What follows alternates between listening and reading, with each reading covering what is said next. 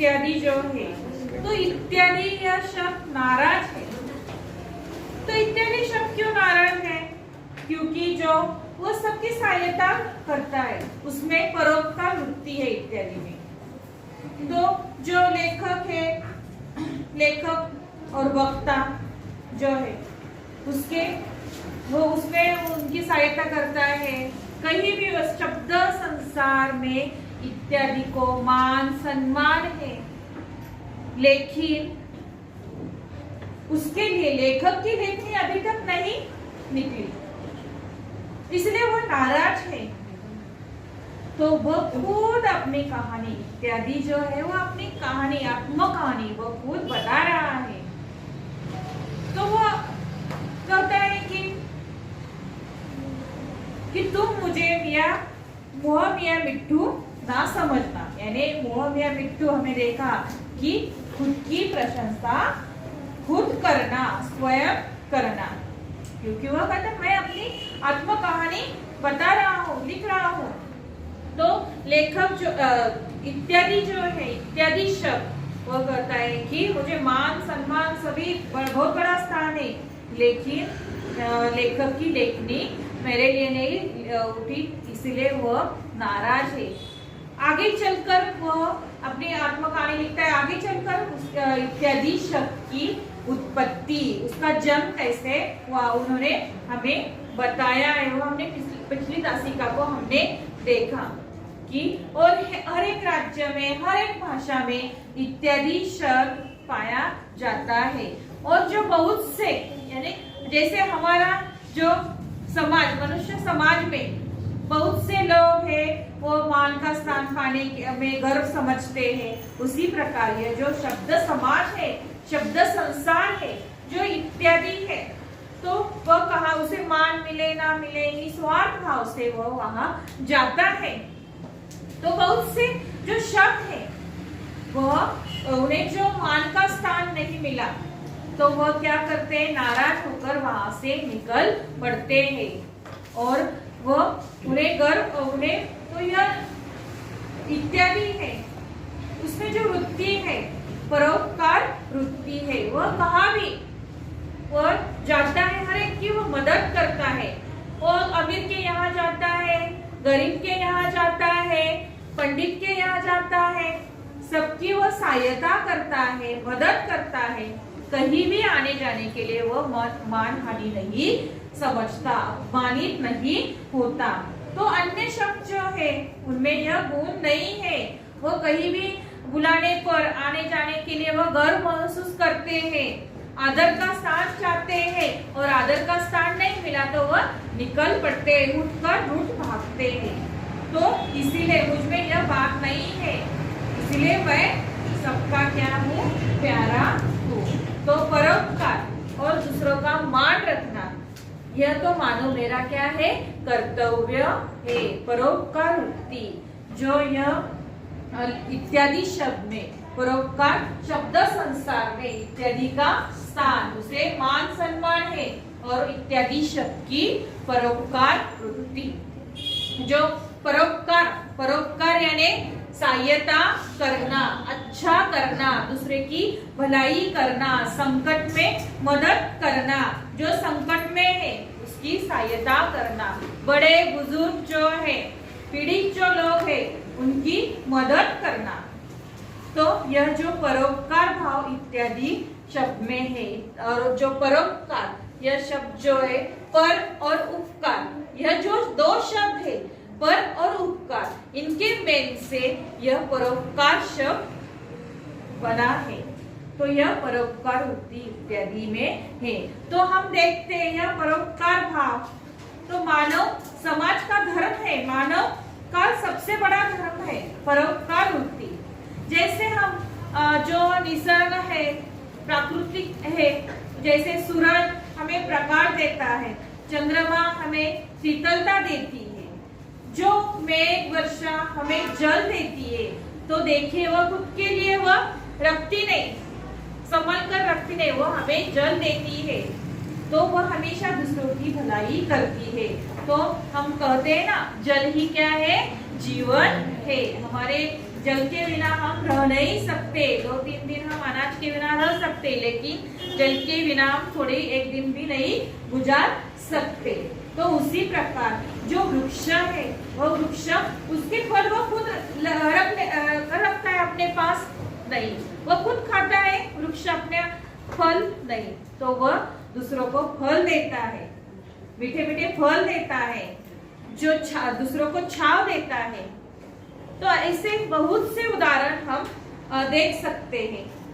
तो उसी प्रकार महापुरुष जो है, जो जीवन में परोपकार के कारण ही वह महान बने हैं। उसी प्रकार हम संत का उदाहरण ले सकते हैं। संत जो है परोपकार के लिए वह अपना सब कुछ त्यागते, इसलिए वह क्या कहते हैं, संत कहलाते हैं। निस्वार्थ भाव से दूसरों की सहायता करना, यानी दूसरों से कोई अपेक्षा नहीं करना, यह परोपकार भाव मनुष्य का यह तो धर्म ही सबसे बड़ा मानवता का यह परोपकारोती धर्म है। तो जो जीवन में परोपकार करे वह खुद का क्या करेगा, उद्धार करेगा। उसी प्रकार जो भरा नहीं जो भावों से बहती जिसमें रसधारा नहीं, हृदय नहीं तो पत्थर है जिसमें परोपकार भाव नहीं, हृदय नहीं वही पत्थर है जिसमें परोपकार भाव नहीं। उसी प्रकार यह जो इत्यादि जो है इसमें यह परोपकार होती है, वह हमेशा दूसरों की सहायता के लिए वह तैयार ही रहता है। हर एक भिन्न भिन्न शब्द समाज में वह अलग अलग शब्द लेकर वह तैयार ही रहता है। तो उसी प्रकार यह जो इत्यादि है, इत्यादि ने और एक उदाहरण दृष्टांत हमें बताया है। जिस तरह निर्धन लोग यानी गरीब लोग भाड़े पर कपड़ा पहनकर वह समाज में बड़ाई पाते हैं। निर्धन लोग तो भाड़े पर वो कपड़े लेते हैं, अच्छे अच्छे कपड़े लेते हैं अमीरों की तरह, और वह समाज में क्या करते हैं, बड़ाई पाते हैं। कोई उन्हें निर्धन नहीं समझता, तो कोई उन्हें निर्धन नहीं समझता। इसी प्रकार छोटे छोटे वक्ताओं की शब्द दरिद्रा, लेखक की शब्द दरिद्रा, यह इत्यादि शब्द क्या करता है, झटपट दूर कर देता है। अब दो एक दृष्टांत लीजिए। अभी इत्यादि उदाहरण दे रहा है, दृष्टांत दे रहे हैं। तो उसी प्रकार दृष्टांत यानी आंखों देखा और उदाहरण। तो उसी प्रकार यह जो वक्ता महाशय वक्तृत्व देने के लिए उठ खड़े हुए, अपनी विद्वता दिखाने के लिए सब शास्त्रों की थोड़ी बहुत कहना चाहिए, पर पन्ना ही उलटने का सौभाग्य नहीं प्राप्त हुआ। इधर उधर सुनकर दो एक शास्त्रों और शास्त्रोकारों का नाम भर जान लिया, कहने तो खड़े हुए पर कहे क्या। अब लगे चिंता के समुद्र में डूबने उतारने और मुंह पर रुमाल देख हंसते खुशते इधर उधर ताकने। तो एक वक्ता महाशय बोलने के लिए वो खड़े हुए, लेकिन थोड़ी भी पन्ना भर भी उलटने का सौभाग्य नहीं हुआ। तो कोई कुछ शास्त्रों की भी वह नाम नहीं ले सके। दृष्टांत यानी उदाहरण लिख लो, दृष्टांत यानी उदाहरण। चलिए हमें एक उदाहरण बता रहे हैं।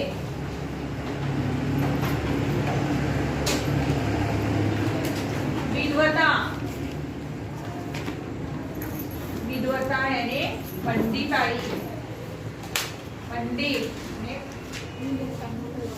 पंडिताई।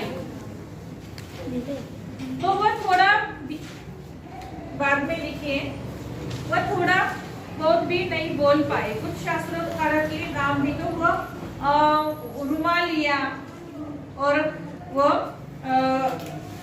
पर रुमाल खांसते खुशते और मुखमंडल से उनके मुखमंडल यानी आंखों से चेहरे से क्या, चेहरे पर क्या पानी, दो चार आंखों पे पानी भी उनके आ गया।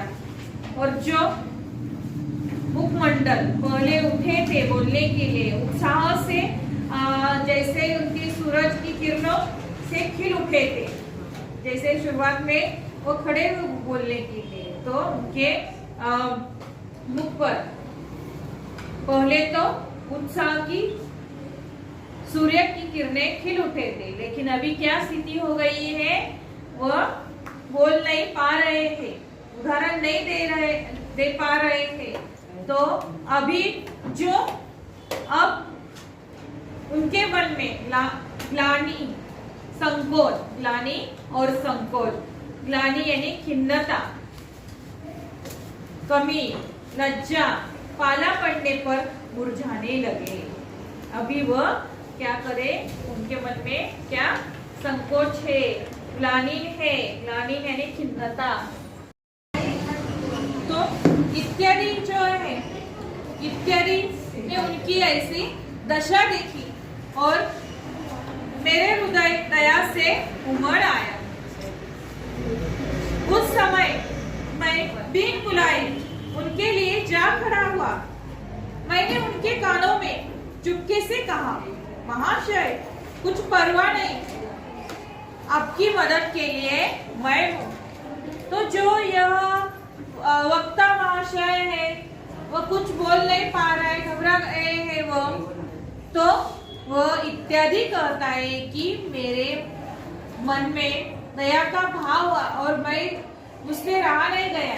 वह खड़ा हुआ और उनके कानों में जाकर उन्होंने कहा कि मैं हूँ आपकी मदद के लिए, कुछ परवाह नहीं, आप जी में जो आवे प्रारंभ कीजिए। आवे यानी आए, आपके में जो आए वह आप प्रारंभ कीजिए। प्रारंभ करना, शुरुआत, बोलने के लिए आप शुरुआत कीजिए, फिर तो मैं कुछ निभा लूंगा। निभा लेना, गुजारा करना। मेरे ढाढ़स बांधने पर बेचारा वक्ता जी के जी में जी आया। ढाढ़स बांधना, हिम्मत देना, धीरज बढ़ाना, ढाढ़स बांधना, धीरज बढ़ाना, हिम्मत देना। तो इत्यादि ने उन्हें हिम्मत दी और वह उनका मन फिर जो के तो हरा भरा हो उठा। तो थोड़ी देर के लिए उनके मुखड़े के आकाश मंडल में चिन्ह का बादल दिख पड़ा था। एक बारगी में फट गया। जो वह इत्यादि ने उन्हें धीरज दिया है, तो वक्ता महाशय के अभी जी में जी आया है और वह उनका मन पहले की तरह क्या हो गया है, जो कि तो हरा भरा हो गया है। थोड़ी देर के लिए उनके मुखमंडल में, आकाश मंडल में चिन्ह का बादल दिख पड़ा था। वह क्या हो गया, एक बार में फट गया। एक बारगी यानी एक बार में अचानक उत्साह का सूरज फिर निकल आया। जैसे वो खड़े हुए थे तो जो उसी जैसे उनके चेहरे पर उत्साह की सूरज की किरणें थी और अभी जो इत्यादि ने उन्हें हिम्मत दिलाई है, तो जो आकाश मंडल में जो चिंता का चिन्ह था वो एक बार में क्या हो गया, एक बार में यानी अचानक वो क्या हो गया, फट गया है और सूरज की किरणें फिर उत्साह का सूरज उनके मुखमंडल पर निकल आए। अब लगे वो महाशय वक्तृत्व झाड़ने। महाशयो धर्मशास्त्रकार, पुराणकार, दर्शनकार, कर्मवार इत्यादि। तो अभी वह फिर से क्या बोलने लगे, महाशयो धर्मशास्त्रकार, पुराणकार, दर्शनकार, कर्मवादी इत्यादि। जिन जिन दार्शनिक तत्व रत्नों का भारत के भंडार में भरा है, उन्हें देखकर मैक्स मुलर इत्यादि पाश्चात्य पंडित लोग बड़े अचंभे में आकर चुप हो जाते हैं। इत्यादि इत्यादि अचंभे आश्चर्य चकी, अचंभे में यानी आश्चर्य चकी।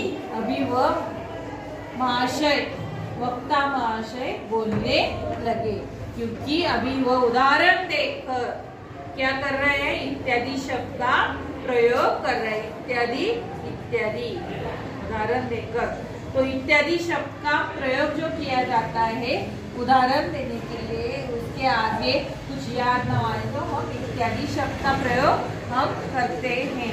तो उसी प्रकार वक्ता महाशय का यह दृष्टांत इत्यादि ने हमें बताया है। उसी प्रकार सुनिए और किसी एक समालोचक महाशय, समालोचक यानी समालोचना, समीक्षा करने वाला, आलोचना करने वाला समालोचक महाशय और किसी ग्रंथकार के साथ बहुत दिनों से मनमुटाव चल रहा था।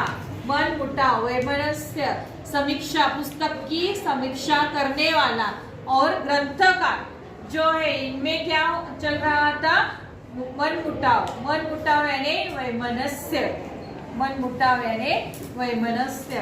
तो देखिए उनकी बात, तो जब ग्रंथकार की कोई पुस्तक समालोचना के लिए समालोचक साहब के आगे आई, तब वे बड़े प्रसन्न हुए। लेकिन यह दाव तो वह बहुत दिनों से ढूंढ रहे थे, दोनों में वैमनस्य था, शत्रुता थी।